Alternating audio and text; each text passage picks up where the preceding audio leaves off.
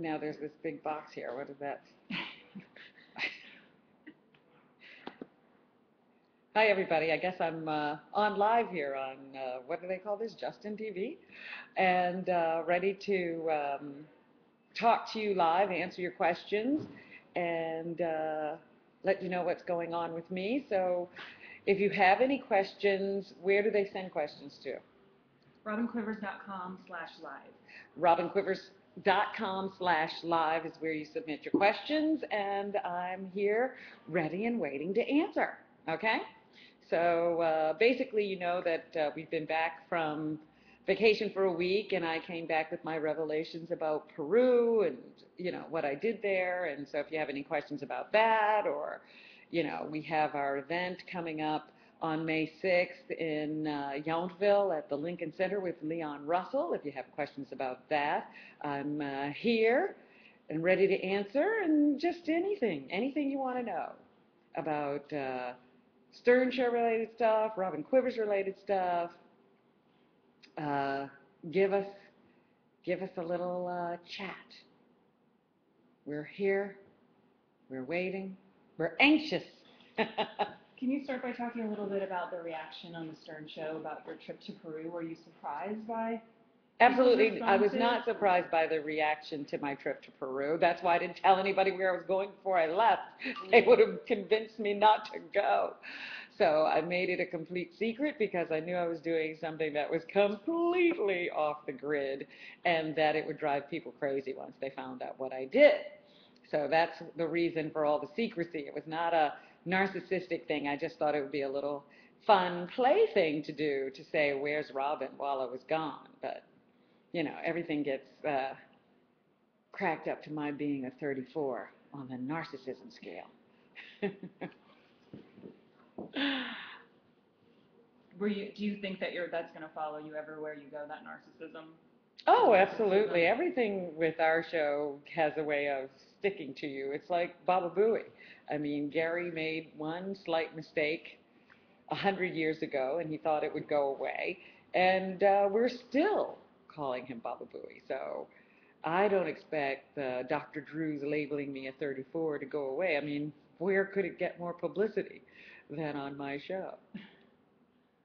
We just got a question from Conky. Conky? Yeah, saying, do you think Artie still listens to the show? I'm sure that Artie still listens to the show. Artie was a huge fan of the show before he ever came on the show. And, you know, we miss him, and I'm sure he misses us, and I'm sure he tunes in from time to time. I don't know that he listens regularly. It might be way too painful to, you know, feel those points where you might chime in and then not be able to do so because you're not there. So I know that he keeps in touch, and, you know, we send our love to him all the time. His hair is bothering me.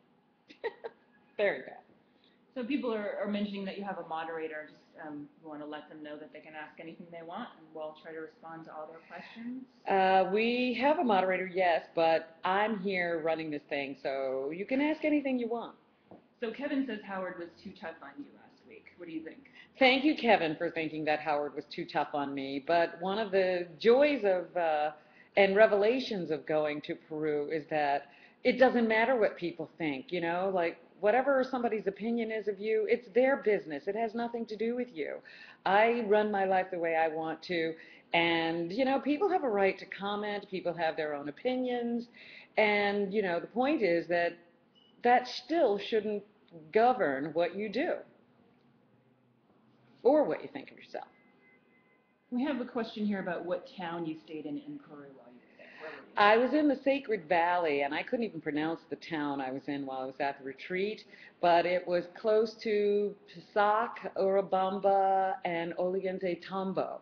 So, and we were about maybe an hour outside of Cusco when I was at the retreat. And then, of course, I went to Machu Picchu and spent a couple of days there, and then I spent maybe 48 hours in Cusco as well.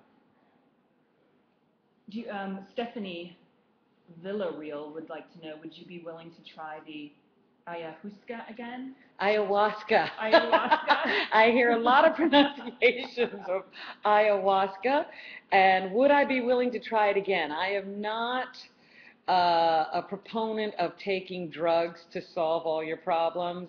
Ayahuasca was very revealing to me about certain aspects of my personality and how I've been living my life, and that was wonderful. But I think you need to then go on and live your life, not rely on anything necessarily to keep you on the straight and narrow. I think life is a continual exploration. And ayahuasca was one of the things. And I may do it again sometime in my life, but I won't be running right back down to Peru. How did you hear about it?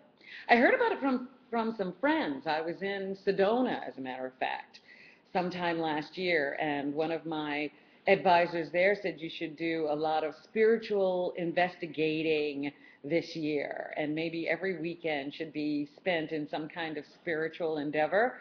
And he said, even go take an ayahuasca trip, and I didn't even know what ayahuasca was at that time. So I wrote it down and I looked it up on the internet after he said it, and said, oh, it sounds like, one of those kind of Indian Vision Quest sweat lodge kind of things, and I've always wanted to do something like that. So I filed ayahuasca away in my little brain, and when that April vacation came up, I said, oh, I have a week here. What do I do with it?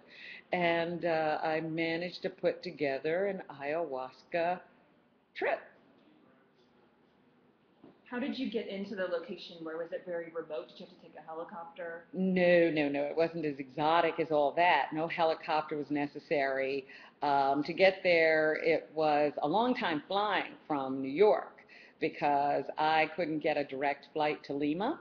And so I had to fly into Atlanta, and from Atlanta to Lima, then spend the night in Lima, and eventually fly to Cusco in the morning. And then we drove to the area in the Sacred Valley where the retreat was, and that was about an hour and a half. And some of the roads were dirt covered. They had had a lot of rain, and so there had been mudslides, and so some of the roads were under construction that we used to get to where I was going, but it wasn't all that treacherous. Motley Lou wants to know, where are you right now? Right now I am in San Francisco. It is a week before the May 6th. It's for the kids' concert, so I'm here to do some publicity. I'm going to be on a couple of TV shows, local TV shows, talking about the charities we're supporting and the event on May 6th, and inviting everyone to come, and I invite you to come if you're in the area. Ted Kaplan wants to know, how do we get a cause evaluated for support by the 15 Foundation?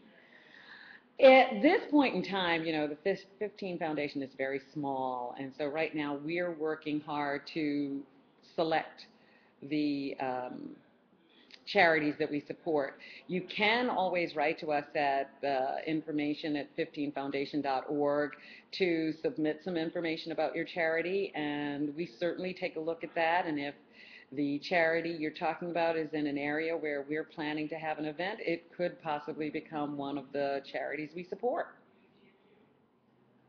Did you, we have more questions about Peru. Did you have cell reception and internet while you were there?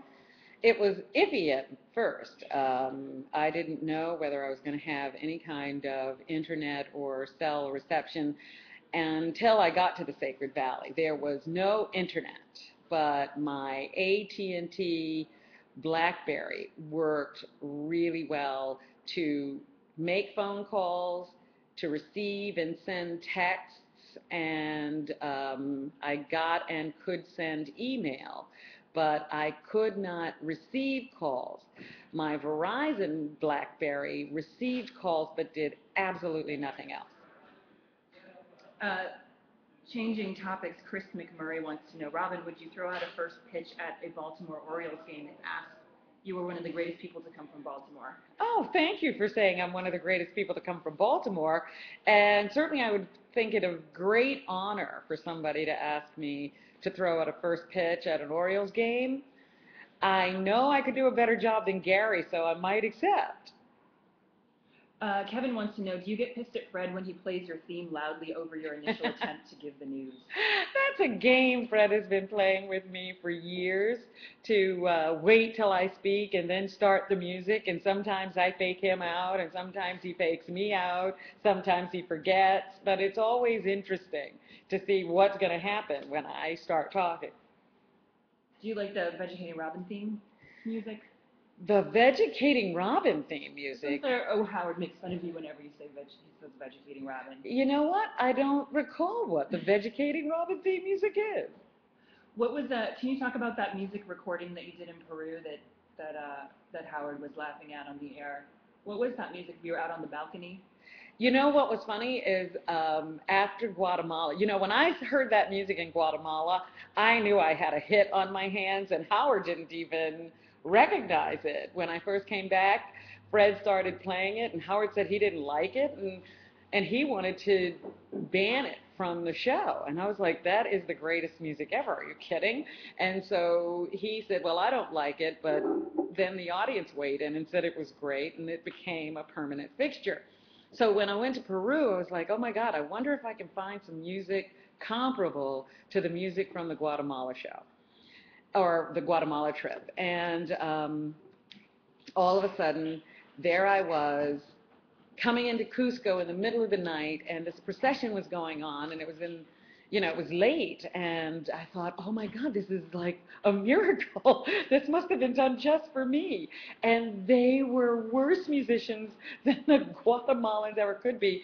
It was a procession for Holy Week, and they were carrying these huge biers of the Virgin Mary and Jesus, and this had been going on since I think 4 o'clock in the afternoon, and here it was almost 10, and they were still dragging these things back and forth across the square and playing this music, and nuns were singing, and it was right outside my room. So after, I caught it on the street for a minute before I even went into the hotel, hoping, that if it was just a momentary thing that I would catch it.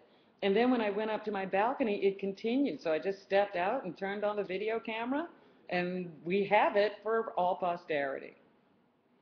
Lisa H says, Robin, you look glowy. What products do you use on your skin, and are they organic? You know what? This is very funny. I am using one of those, it's not the one you see on television all the time, but it's one of those mineral powders that you use as a foundation, because I actually left the foundation I normally use at home, and I was like, oh dear, how am I gonna make my face up today for a broadcast? And so I just went with that mineral compound, and I guess it worked.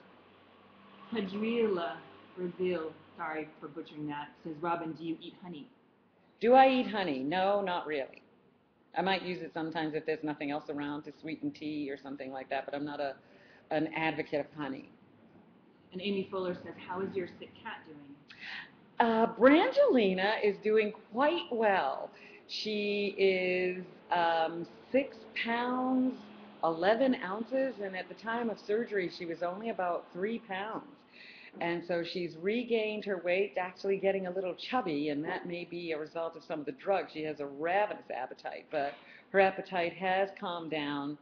She had a skin condition, and that seems to be getting under control. Still having a little trouble growing her hair back where she was shaved for surgery. But she's robust, and she's happy and playful, affectionate. So all in all, I think she's doing very good. Bruce Bieber wants to know, do you have an opinion on paleo diet? What is a paleo diet? Is that like the throwback to early man, like talking about what early man used to eat before the discovery of fire and before the discovery of, whatever else we have? I think it's a good guideline for how we should be eating. From what I understand, our digestive tracts haven't changed all that much.